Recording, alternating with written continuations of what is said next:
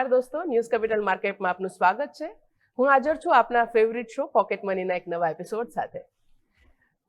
ધારો કે તમારે એક નવી સાયકલ ખરીદવી છે, પણ તમારી સાયકલ પાસે ફક્ત અડધા જ પૈસા છે, તો તમે શું કરશો? તમે મમ્મી પપ્પા કે મિત્રો પાસેથી બાકીના પૈસા ઉધાર લેશો, બરાબર ને? પણ શું ઉધાર લેવું સારી ટેવ છે કે ખરાબ ટેવ છે? આજે મની મેનેજમેન્ટની આ જ સિક્રેટ વાતો સમજવા આપણી સાથે હાજર છે ચાંદની ફિનકેમ સર્વિસીસના ફાઉન્ડર ચાંદની સોલંકી. ચાંદનીબેન, સ્વાગત છે આપનું આજના એપિસોડમાં. બાળકો સાથે આપણે જે આ ચર્ચા કરવા જઈ રહ્યા છીએ મની મેનેજમેન્ટ માટે પોકેટ મનીમાં, એમાં આજે બહુ જ ઇન્ટરેસ્ટિંગ ટોપિક ઉપર આપણે આજે વાત કરીશું કે કેવી રીતના ઉધાર વિશેની ઇન્ફોર્મેશન આપીએ. આપણે જનરલી બધા પાસેથી એવું સાંભળતા હોઈએ કે હા વાંધો નહીં, તમે માગી શકો છો પેરેન્ટ્સ પાસેથી, ફ્રેન્ડ્સ પાસેથી, પણ એ હેબિટ જ્યારે બાળકો મોટા થાય અને જે જ્યારે કેળવાય છે ત્યારે હેબિટ કેટલી સારી છે કેટલી ખરાબ છે એની દરેક ચર્ચા આજે આપણે કરીશું. તો આજે હું આપને સૌથી પહેલા પૂછવા માંગીશ કે જ્યારે બાળકો પૈસા ઉધાર લેવાની વાત કરે છે, શું જનરલ સેન્સમાં પણ આ ઉધાર લેવી એ સારી આદત છે કે ખરાબ આદત છે? સૌ પ્રથમ તો તમને ખૂબ ધન્યવાદ કે આજે આપણે અહીંયા આ ચેનલ ઉપર આ ટોપિક ડિસ્કસ કરી રહ્યા છે. સૌ પ્રથમ હું કહીશ કે ઉધાર લેવું એ ખોટી આદત નથી, પણ ઉધાર ત્યારે જ લેવું જ્યારે તમારે જરૂરિયાત પડે છે. આજે તમારી પાસે, તમને ખબર છે કે તમારા જરૂરિયાત અને ઈચ્છા વચ્ચેનો એક ખૂબ મોટો તફાવત હોય છે. તો જરૂરિયાત તો તમારી રહેવાની જ છે, એ માટે તમે અગર કોઈ જરૂર પડે છે ને ઉધાર લો છો તો એ વસ્તુ સાચી છે, પણ હા, ઉધાર લીધા પછી એ વસ્તુને તમે સમયસર ચૂકવી શકો એ મહત્વનું છે. બિલકુલ ચાંદની, તો તમે બહુ સરળ રીતના સમજાયું કે ઉધાર લેવું કયા સમય માટે જરૂરી છે. હું આગળ આપને પૂછવા માંગીશ કે જ્યારે આપણે અલગ અલગ ડેટની વાત કરીએ, ઉધારની વાત કરીએ, ત્યારે ગુડ ડેટ એટલે કે સારી રીતના લીધેલું ઉધાર વસ્તુ અને બેડ ડેટ એટલે ખરાબ ઉધાર, આ બંને વચ્ચેનો ડિફરન્સ શું છે? સામાન્ય ભાષામાં આપણે બાળકોને જો સમજાવવા માંગતા હોઈએ તો એનો ડિફરન્સ આપણે કેવી રીતે સમજાવી શકીએ? ગુડ ડેટ એટલે એવું ડેટ કે તે જે તમે લો છો આજે ઉધાર, તો આજે ભવિષ્યમાં તમે એને ચૂકવી શકો. તમને ખબર છે કે આ મારાથી ચૂકવાઈ જશે, એ ગુડ ડેટ કહેવાય છે. અને બેડ ડેટ એટલે એવું ડેટ કે જે તમે કોઈ એવી જરૂરી વસ્તુ માટે નથી ડેટ લીધું અને તમે ભવિષ્યમાં ચૂકવી પણ નથી શકતા સમયસર, તો એ ડેટને બેડ ડેટ કહેવાય છે, જે તમારી આર્થિક સ્થિતિને પણ બગાડી શકે છે. બિલકુલ. તો આ તમે વાત કરી કે ગુડ ડેટ અને બેડ ડેટ એ બંને વસ્તુ શું છે, પરંતુ આને આપણે હજી વધારે સરળ રીતના કોઈ એક્ઝામ્પલ સાથે જો બાળકોને સમજાવવા માંગીએ તો તમે એમને સમજાય એવું ઇઝી કોઈ એક્ઝામ્પલ આપી શકો? શ્યોર. સો ગુડ ડેટ એટલે આજે સપોઝ કે કોઈ છોકરો એને બહાર ભણવા જવું છે, ઇન્ટરનેશનલ એજ્યુકેશન સ્કોલરશિપ લેવી છે કે ત્યાં ભણવા જાય છે, ફોર એક્ઝામ્પલ એજ્યુકેશન લોન લે છે. તો એજ્યુકેશન લોન આજે લે છે તો આજે એ ભરી શકવાનો છે, કારણ કે એને સારી કેળવણી, સારી એના એજ્યુકેશન માટે જાય છે અને ભરી શકશે. તો આજે એ ગુડ ડેટ છે. હવે બેડ ડેટ એવી વસ્તુ છે કે ફોર એક્ઝામ્પલ કે આજે એને મોબાઈલ ફોન નવો લેવો છે કે કોઈ એવી વસ્તુ લક્ઝરી આઇટમ્સ માટે જેને ખર્ચો કરવો છે, એના માટે જો એ ડેટ લે છે તો એ વસ્તુને આપણે બેડ ડેટમાં કહી શકીએ. જે વસ્તુ માઇટ બી એ ભરી શકે અને ના બી ભરી શકે, સો એ બેડ ડેટમાં ગણી શકીએ આપણે. બિલકુલ. તો જ્યારે તમે તમારા ભણતર માટે, તમારા ભવિષ્યને ઉજ્જવળ કરવા માટે એજ્યુકેશન લોન લ્યો છો, એને આપણે ગુડ ડેટમાં કન્સિડર કરી શકીએ, કારણ કે એ તમારું ભવિષ્ય બનાવવા માટે, તમને પ્રોડક્ટિવ બનાવવા માટે એ તમને ઉપયોગી થવાનો છે. જ્યારે મોબાઈલ કે એ ટાઈપની વસ્તુઓ જે માત્ર તમારા મોજ શોખ માટેની વસ્તુ છે, એના માટે જો અગર તમે લોન લ્યો છો તો એ વસ્તુ તમારા બેડ ડેટમાં આવી શકે, કારણ કે એનાથી તમારા એક્સપેન્સીસ ઉપર જ at end of the day burden આવવાનું છે, એટલે એ વસ્તુને બેડ ડેટમાં આપણે કન્સિડર કરી શકીએ. ચાંદની, આગળ હું આપને પૂછવા માંગીશ કે તમે આ બંને વસ્તુના જે સરળ સિમ્પલ ઉદાહરણ આપ્યા છે, પરંતુ આગળ હું પૂછીશ કે જ્યારે કોઈને પર્સનલ લોન લેવી હોય, જનરલી લોન્સ અલગ અલગ ટાઈપની હોય છે અને એમાંની એક છે પર્સનલ લોન, તો પર્સનલ લોનને આપણે કયા ડેટમાં કન્સિડર કરી શકીએ? પર્સનલ લોન તો હું એવું કહીશ કે આજે as a financial adviser, personal loan એવી વસ્તુ છે જેનો રેટ ખૂબ જ હાઈ હોય છે. સો જ્યાં સુધી તમને એવી કોઈ પરિસ્થિતિ ના આવે કે ભાઈ મારે ખૂબ જ જરૂરી છે, મેં બીજી લોન લીધી છે જે હું ચૂકવી નથી શકતો, મારા રેગ્યુલર ખર્ચા નીકળવા મારા મુશ્કેલ થઈ જાય છે, એ ટાઈમ પર જ તમે પર્સનલ લોનનું એક થિંક કરી શકો કે વિચારી શકો. અધરવાઇઝ જરૂરત ના હોય અને તમે કોઈ બીજા તમારા ખર્ચાને ઘટાડી શકો છો તો તમે એ ઘટાડી અને તમારું વ્યવસાય ચલાવી શકો. બટ પર્સનલ લોન હું તમને રિકમેન્ડ નહીં કરું કે પર્સનલ લોન તમે લો. બહુ જરૂરિયાત હોય, તમને ના ચાલે એવું હોય તો જ તમે પર્સનલ લોન આજે લઈ શકો છો. બિલકુલ. તો સરળ ભાષામાં કહીએ તો પર્સનલ લોન એ જ્યારે તમારા પાસે કોઈ પણ ઓપ્શન્સ અવેલેબલ ના હોય, તમને એવું લાગે કે આ એક જ લાસ્ટ ઓપ્શન છે, ત્યારે કદાચ એને કન્સિડર કરી શકાય, Yeah. કારણ કે એના ઉપર તમને વ્યાજ દર વધારે મળશે અને એ તમને ગુજરાતી સાદી ભાષામાં કહીએ તો ઘાટ કરતાં ઘડામણ મૂંગી થાય એવી લોન બની શકે છે. જનરલી જ્યારે બાળકોને આપણે શીખવીએ છીએ ત્યારે અલગ અલગ લોન્સની આપણે વાત કરીએ તો એમાં એક હોમ લોન છે, જે જનરલી મોટાભાગના ભારતીય ઘરોમાં લેવાતી હોય છે. અને આ હોમ લોન જનરલી લોકો શા માટે પસંદ કરતા હોય છે એ આપણે સમજાવીએ તો. સૌથી પહેલા તો હોમ લોન એ કોઈ ખોટી ડેટમાં નથી ગણાતું. હોમ લોન આજે બધા જ લેતા હોય છે, કારણ કે હોમ લોન માટે તમારે રકમ એક સાથે ચૂકવવાની હોય છે. એ કંઈ 5 લાખ 10 લાખ નથી હોતી, એ 20-25 લાખ 50 લાખ આજના આપણા ટાઈમમાં ગણીએ તો 1 કરોડ પણ હોય છે. સો હોમ લોન એક એવી વસ્તુ છે, એ બિગ કેપિટલ એક્સપેન્સ ગણાય કે ખૂબ જ આપણે મોટી એમાં આવક એ ચૂકવણી હોય છે, જેથી કરીને આપણે એના માટે લોન લઈએ છીએ. એ આપણે ગુડ ડેટમાં કહી શકાય, અગર જો આપણે સમયસર આપણે એને ભરી શકીએ તો હોમ લોન લેવું એ કોઈ પેલું નથી કે તમે બેડ ડેટ લઈ રહ્યા છો. હોમ લોન ઇવન કે ઇનફેક્ટ એનું જે તમે પે કરો છો, જે ઈએમઆઈ પે કરશો, એ પણ તમને ટેક્સમાં બાદ મળશે. સો હોમ લોન એક સારી લોન ગણાય છે, જે તમે સમયસર અગર પૂરી કરી શકો છો તો. બિલકુલ. તો હોમ લોન એક એ ટાઈપની લોન છે જે ડેફિનેટલી તમારા, જેમ આપણે એજ્યુકેશન લોનની વાત કરી કે તમારું ભવિષ્ય બનાવવામાં મદદરૂપ થઈ શકે છે, એવી રીતના હોમ લોન તમારા સપનાનું ઘર ઊભું કરવામાં તમને મદદરૂપ થઈ શકે છે. અને એ લોન તમારા માટે હિતકારી ત્યારે જ છે જ્યારે તમે એ ઘરના અંદર રહેવા માંગતા હો. જો તમે ઇન્વેસ્ટમેન્ટ માટે હોમ લોન લેવા માંગતા હો તો એ કદાચ એમાં કેસ ટુ કેસ પાસાઓ બદલી શકે છે, પરંતુ જ્યાં સુધી તમે એ ઘર તમારા પોતાના રહેણાંક ઉપયોગ માટે કરવા માંગતા હો ત્યારે હોમ લોન તમારા માટે એક સારી લોન સાબિત થાય છે. ચાંદની, આપણે અલગ અલગ લોન્સની વાત કરી રહ્યા છીએ અને આ દરેક લોનમાં બેંક છે એનો એક બહુ મોટો રોલ હોય છે. તો અમને તમે સરળ ભાષામાં સમજાવો કે જ્યારે બેંક કોઈની લોન અપ્રૂવ કરે છે કે ડિસઅપ્રૂવ કરે છે, ત્યારે એમાં શું ડિસાઇડિંગ ફેક્ટર હોય છે કે કયા પાસાઓથી એ લોન અપ્રૂવ થાય છે અને કેવા પાસાઓ હોય કે જેમાં લોન રિજેક્ટ થઈ શકે? ઓકે, સૌ પ્રથમ તો તમે લોન લેવા જશો તો તમારી બેંક ચકાસણી કરશે કે સૌથી પહેલા તમારી આવક શું છે. તમે આજે નોકરી કરો છો કે તમારો પોતાનો વ્યવસાય છે, તો એની રેગ્યુલર તમારી ઇન્કમ, તમારી આવકની સ્થિરતા શું છે, તમારો ક્રેડિટ સ્કોર શું છે, તો એના બેઝ પર તમને આ લોન મળી શકે છે. બીજું કે તમારી બીજી કોઈ લોન ચાલે છે કે નહીં, તમે પાસ્ટના તમારા ઈએમઆઈ ભર્યા છે ટાઈમસર કે નથી ભર્યા, કોઈ ચેક બાઉન્સ થયો છે કે નથી થયો, તો એ બધી વસ્તુની ચકાસણી થયા બાદ જ તમારું બેંક તમારું લોન પાસ કરે છે. બિલકુલ. તો બેંકના જે અલગ અલગ પાસાઓ છે, જેમના ચેક પોઈન્ટ્સ છે, એમાંનું એક તમે જેમ વાત કરી એવી રીતના ક્રેડિટ સ્કોર છે. તો સૌથી પહેલા તો પૂછવા માંગીશ કે આ ક્રેડિટ સ્કોર શું છે અને આ કયા કયા સંજોગોમાં લાગુ પડે છે? ક્રેડિટ સ્કોર એ વસ્તુ છે, જેમ આપણી પોતાની ઓળખ છે એવી રીતે આપણી નાણાકીયની ઓળખ એ આપણી ક્રેડિટ સ્કોર છે, કે આપણી ક્રેડિટ સ્કોરથી તમારું મીન્સ માણસ કે કોઈ બી વ્યક્તિ, કોઈ બી કંપની આજે વિશ્વસનીયતા છે કે નહીં, એની ઉપર આપણે ભરોસો કરી શકાય કે નહીં, કે એ ટાઈમસર આપણું જે લોન લીધી છે એ ભરી શકશે કે નહીં, એની પ્રમાણતા ચકાસવા માટે આજે ક્રેડિટ સ્કોર ગણાય છે અને ક્રેડિટ સ્કોર એને જ આપણે કહેવાય છે. અને આનું મહત્વ શું હોય છે? શા માટે ક્રેડિટ સ્કોર જરૂરી છે દરેક લોનના પાસાઓમાં? ક્રેડિટ સ્કોર એટલે જરૂરી છે કારણ કે ક્રેડિટ સ્કોરમાં તમે લીધેલી જે બી લોન છે એ તમે લોન ટાઈમસર પે કરી રહ્યા છો, તેના ઈએમઆઈ કોઈ બાઉન્સ નથી થતા, તે સમયસર તમે ચૂકવણી કરી છે, પ્લસ તમે જો ક્રેડિટ કાર્ડ આજે યુઝ કરો છો તો એનું બિલ તમે રેગ્યુલર પેમેન્ટ કરો છો, એ બધું જ એમાં આવી જાય છે, જેથી કરીને તમારો ક્રેડિટ સ્કોર એના આધારે નક્કી થાય છે. એટલે આજે બેંક પાસે તમે જ્યારે બી લોન લેવા જાઓ છો તો એ ક્રેડિટ સ્કોર તમારો બહુ મહત્વનો છે. બિલકુલ. તો આ જે સ્કોર છે એ ડેફિનેટલી મહત્વનો છે. આપણે બાળકોને સમજાવી રહ્યા છીએ કે અલગ અલગ લોન્સ શું છે, કેવી રીતના કામ કરે છે. તો ઇઝી લેંગ્વેજમાં ક્રેડિટ સ્કોર કેવી રીતના ઓવર ટાઈમ બિલ્ડ થાય છે એ આપણે સમજાવવું હોય તો કેવી રીતે સમજાવી શકાય?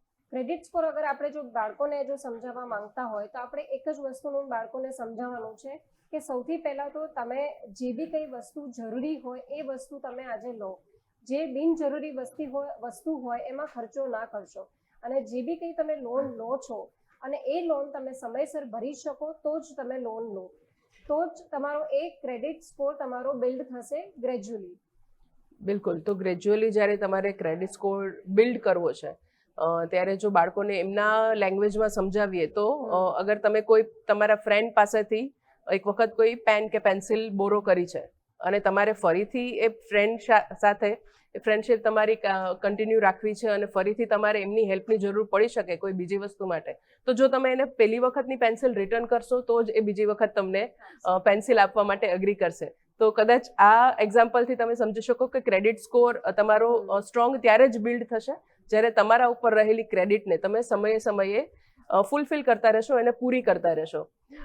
ચાંદની, આગળ હું પૂછવા માંગીશ કે જ્યારે આપણે યંગ નાના છોકરાઓની વાત કરીએ છીએ, જ્યારે એનું ભવિષ્યનું ઘડતર કરવા જઈ રહ્યા છે, ટીનેજર બને છે અને ત્યારે એ એમની અગર પહેલી જોબ સ્ટાર્ટ થાય, એમના પાસે પહેલી ઇન્કમ આવે, એમનું પોતાનું પહેલું ક્રેડિટ કાર્ડ આવે, તો આ દરેક સમયમાં ક્રેડિટ હિસ્ટ્રી, સારી ક્રેડિટ હિસ્ટ્રી રાખવી શા માટે જરૂરી છે એ આપણે બાળકોને જો બાળપણથી જ શીખવાડીએ તો કદાચ ભવિષ્યમાં એમનું જ્યારે ઇન્વેસ્ટમેન્ટ પ્લાનિંગ સ્ટાર્ટ કરે કે સ્પેન્ડિંગ સ્ટાર્ટ કરે ત્યારે એમને ઉપયોગી થઈ શકે. તો સૌથી પહેલા તો આજના યુગમાં એવું છે કે જેવી રીતે આપણી ઇન્કમ વધે છે તો આપણા ખર્ચા વધુ વધતા જાય છે. લોકો એવું કહે છે કે બસ આજે જીવી લેવું છે, હવે પાછળનું મારે નથી જોવું, એટલે 10 પ્રકારના ક્રેડિટ કાર્ડ આજે લોકો ભેગા કરશે. પણ શું તમને એ ક્રેડિટ કાર્ડ એકચ્યુઅલી યુઝમાં છે, તમને જરૂરી છે? તો જેમ મેં પહેલાં કીધું એવી જ રીતે કે આપણે એને ખૂબ જ સરસ રીતે સમજાવવું પડશે કે તારી જરૂરિયાત શું છે અને ઈચ્છા શું છે, તો એને ખ્યાલ આવશે કે મારે આ ક્રેડિટ કાર્ડની જરૂરત છે કે નહીં. તો એનો ઉપયોગ સદુપયોગમાં કરશે, બાકી એનો દુરુપયોગ જ થશે. કારણ કે જેવી એની ઇન્કમ આજે સપોઝ કે ફર્સ્ટ જોબ કરે છે, એની ફર્સ્ટ ઇન્કમ આવશે, પછી એને પ્રમોશન મળશે, તો એની ઇન્કમ જેવી વધે છે, આજે બચ્ચાઓ એ જ કરે છે કે જેવી ઇન્કમ વધે છે એના એક્સપેન્સીસ, ખર્ચાઓ વધવા માંડે છે. પણ એની સામે એ લોકોને આપણે પહેલેથી જ સમજાવવું પડશે કે આજે તમારી ઇન્કમ વધે છે તો એની સામે તમે સૌથી પહેલાં તમારું 10% કે 20% બચત કરવાનું રાખો, જેથી કરીને તમને આગળ આર્થિક તમારી સ્થિતિ સંભળાઈ રહે અને એમાં કોઈ પ્રોબ્લેમ ના આવે. બિલકુલ. તો બાળકોને નાનપણથી જ એ સલાહ છે કે જ્યારે તમારા પાસે પૈસા આવવાના ચાલુ થાય, તમારા પેરેન્ટ્સ તમને પોકેટ મની આપતા હોય કે પછી તમારી ઇન્ટર્નશીપમાંથી કે જોબમાંથી તમને સેલેરી મળતી હોય, ત્યારે અગર તમે એક નાની અમાઉન્ટ અલગ રાખી અને એને સેવિંગ, ઇન્વેસ્ટમેન્ટ તરફ વાળશો, જો નાનપણથી જ આ આદત બનાવશો તો ભવિષ્યમાં તમારા ઘણા બધા ફાઇનાન્શિયલ ડિસિઝન્સમાં એ તમને ઉપયોગી થશે અને કદાચ તમારું ફાઇનાન્શિયલ જર્ની આગળ મોટી કરવા માટે પણ એ ઉપયોગી થશે. અત્યારે આપણે વાત કરી રહ્યા છીએ ડેટની અને અત્યારના સમય થયો છે એક નાનકડા વિરામનો, પરંતુ આ ચર્ચાને વિરામ બાદ આગળ વધારીએ.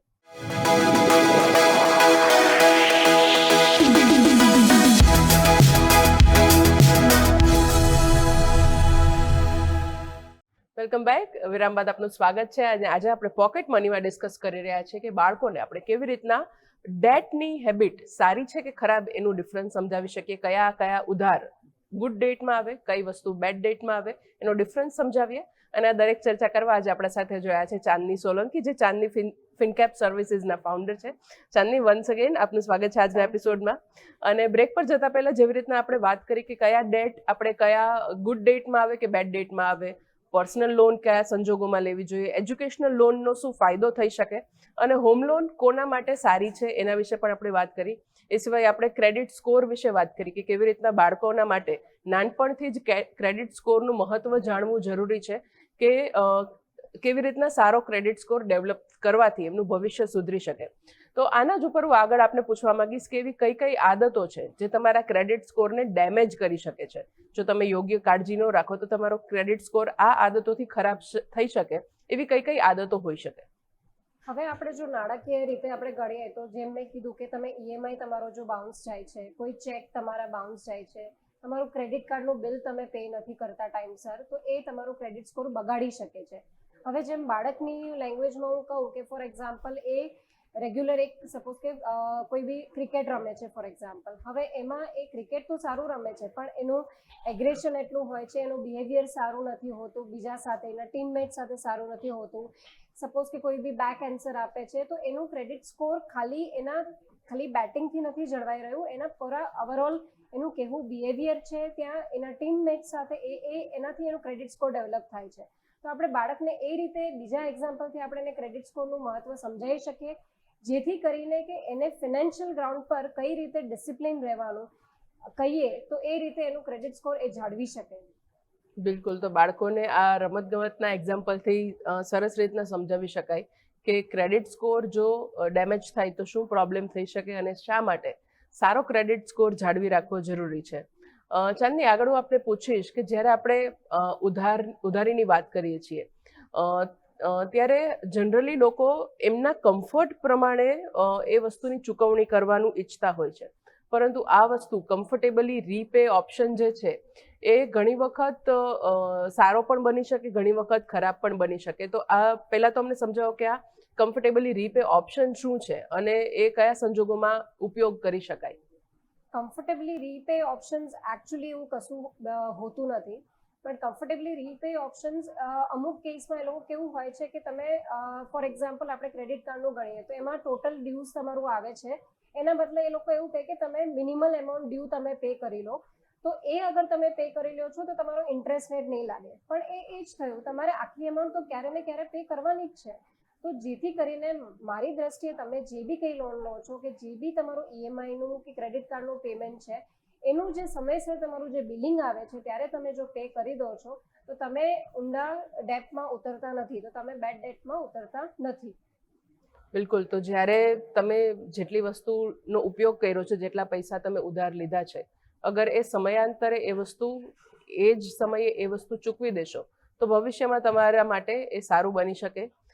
કારણ કે at end of the day તમારે એ વસ્તુ એ જે તે બેંકને કે જે તે વ્યક્તિને કે જે તે સંસ્થાને પરત આપવાની જ છે. તો શા માટે તમારા ઉપર એ ઉધાર વધારે પ્રમાણમાં ઊભું કરવું અને એક એવા ઇન્ટરેસ્ટ રેટના જાળમાં ફસાવવું કે જે તમને કદાચ ભવિષ્યમાં તમારા માટે જ નુકસાનકારક બની શકે.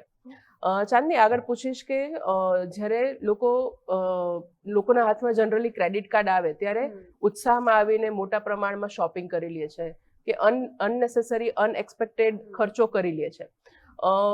એ જે ફર્સ્ટ ટાઈમ બોરોવર્સ છે, જે લોકો માટે એ ફર્સ્ટ ટાઈમ એક્સપિરિયન્સ છે, એ ફર્સ્ટ ટાઈમ બોરોવર્સ જનરલી કઈ મિસ્ટેક્સ કરતા હોય છે જે જનરલી બધા જ કેસીસમાં જોવા મળતી હોય છે અને જે આપણા દર્શકો આપણા સાથે આટલા સમયથી જોડાયેલા છે તો એ લોકો એ મિસ્ટેક ન કરે એના માટે આપણે એમને કઈ એ મિસ્ટેક્સની વિશે માહિતી આપી શકીએ.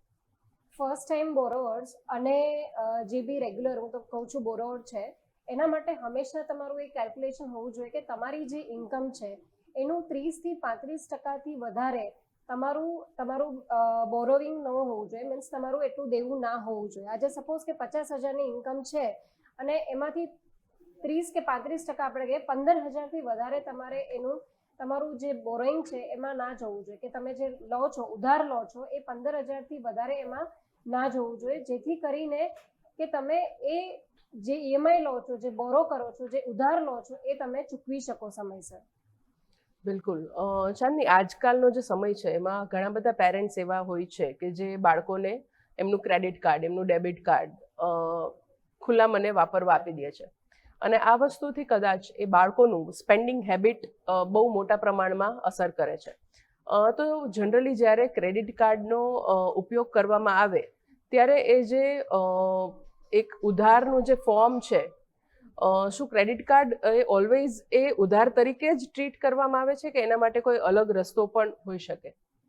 ક્રેડિટ કાર્ડ એકચ્યુઅલી એ એક ઉધાર એવી ફેસિલિટી છે કે આજે એના બીજા બી ઘણા ફાયદા છે, જેમ કે આપણે એરપોર્ટ લાઉન્જીસ ઉપર કે બીજા કોઈ તમે વસ્તુ લો છો તો આજે બીજી કંપનીઝ છે જે એમાં ઈએમઆઈ 0% ઈએમઆઈ, બટ એકચ્યુઅલી 0% સાવ નથી હોતું, પણ હા ઓછા વ્યાજ દરે એમાં તમને ઈએમઆઈ મળી રહે છે. પણ હા, નાના છોકરાઓને આજે ક્રેડિટ કાર્ડ કે ડેબિટ કાર્ડ આપવું એ થોડું રિસ્કી છે, એ હું જાણું છું, બિકોઝ કે એમાં એ લોકોની ઈચ્છાઓ એમાં અનિવાર્ય નથી રહેતી. એ લોકોને એવું લાગે છે કે હા મારી પાસે ક્રેડિટ કાર્ડ છે, ડેબિટ કાર્ડ છે તો હું આ લઈ લઉં.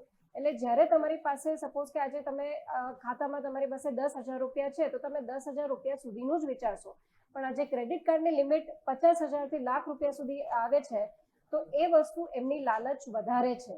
અને આજે બાળકની જે કેપેસિટી હોય છે અને બાળકની એટલી જે મેચ્યોરિટી લેવલ આપણે કહીએ એટલું હોતું નથી, એટલે આજે મારી દ્રષ્ટિએ બાળકને ક્રેડિટ કાર્ડ તો બિલકુલ અપાય જ નહીં.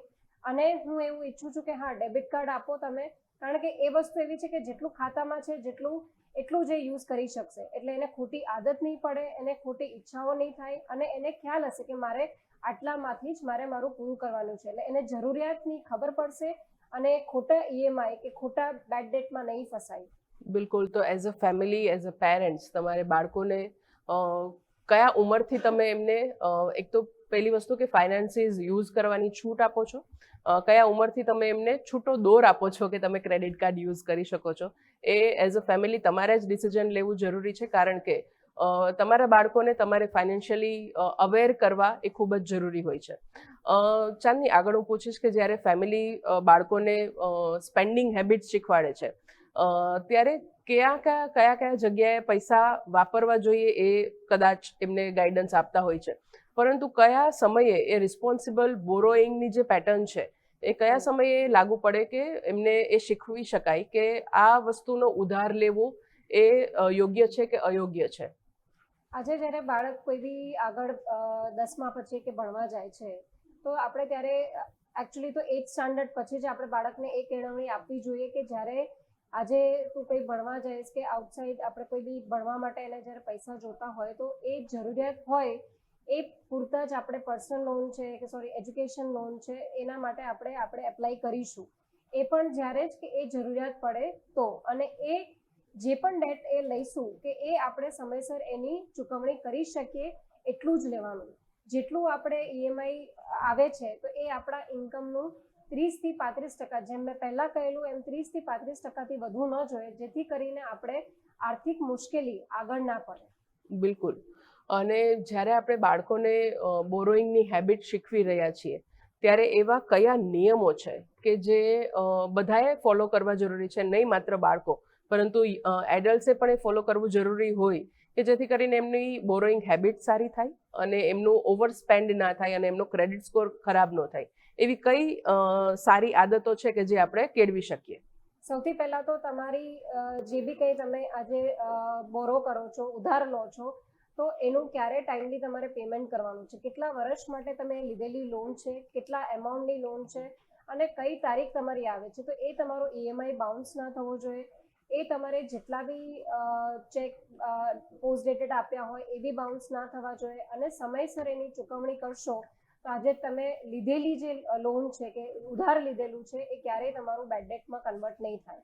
બિલકુલ. તો આ તમારે બધાએ ખાસ ધ્યાન રાખવું જરૂરી છે કે કયા સમયે કેવી રીતના અને કઈ રકમ તમે પરત કરી દો છો જે તમે ઉધાર લીધેલી છે, જેથી કરીને તમારું ક્રેડિટ સ્કોર પણ સારો રહે અને તમારા મનની શાંતિ પણ જળવાયેલી રહે. કારણ કે જ્યારે તમે ઉધારીમાં ફસાવ છો ત્યારે સમયાંતરે તમને એક સમયે નાની રકમ હોય છે, પણ સમય વધતા એ કદાચ બહુ મોટી વિશાળકાય રકમનું સ્વરૂપ લઈ લે છે અને પછી માણસો એ વસ્તુનો ફેસ નથી કરી શકતા અને અનનેસેસરી પગલાઓ લેવાના ઉપર એમની આદત આવી જાય છે. તો ચાંદની, આજે તમે બાળકોને અને યુવાનોને ઉધાર લેવાની આ સાચી અને સમજદારીભરી રીત બતાવી અને સ્ટુડિયોમાં આવવા બદલ અને અમારા સાથે આ ચર્ચા કરવા બદલ આપનો ખૂબ ખૂબ આભાર. તો દોસ્તો, યાદ રાખજો, પૈસા એવા વાપરો જે તમારા પોતાના હોય અને ઉધાર લ્યો તો સમજદારીથી. આવતા અઠવાડિયે ફરી મળીશું પોકેટ મનીના એક નવા એપિસોડ સાથે. ત્યાં સુધી તમે બચત કરતા રહો અને શીખતા રહો અને ન્યૂઝ કેપિટલ માર્કેટ સાથે જોડાયેલા રહો. નમસ્કાર.